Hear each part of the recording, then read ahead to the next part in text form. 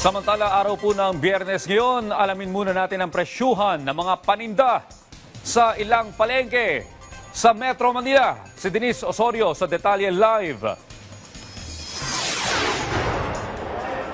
Rise and shine mula rito sa Pasay Public Market, Audrey. Audrey, last weekday of the week na. Pero todo arangkada pa rin ang kadiwa ng Pangulo Stalls para maghandog ng 20 pesos na bigas para sa ating mga kababayan. Kahit na tuloy-tuloy pa rin ang buhos ng ulan, pinilahan pa rin simula alas 6 ng umaga ang kadiwa ng Pangulo Stall dito sa Pasay Public Market para maka-avail ng 20 bigas. At dahil tungkol sa programang 20 bigas, meron na ang pinag-uusapan natin. May dagdag good news na tayo. Sa Northern Luzon, inilungsad na rin ito sa La Union at Baguio City. Bahagi pa rin ng utos ni Pangulong Ferdinand R. Marcos Jr. na gawing accessible ang masustansya at murang pagkain sa ating mga kababayan, lalo na sa mga nangangailangan.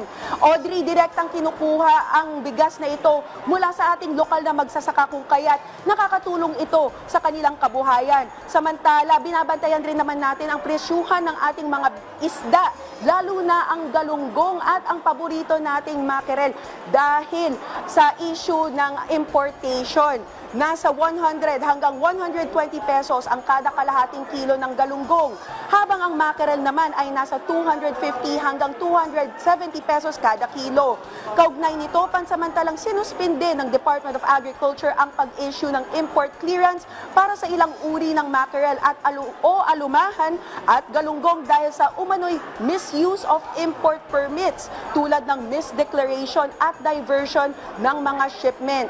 Kinabibilangan nito ang mga paborito nating alumahan at galunggong tulad ng horse mackerel, Atlantic and Japanese jack mackerel, Indian mackerel, wahoo, hardtail scad at torpedo scad.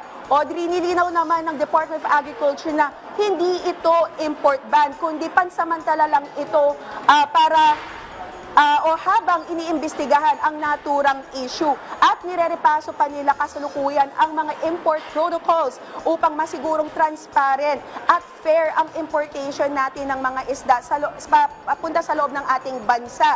Siyempre, Audrey, kailangan rin natin maprotektahan ng ating mga lokal na mangingisda. Yan ang pinakuling balita mula rito sa Pasay Public Market. Balik sa'yo, Audrey. Maraming salamat, Denise Osorio.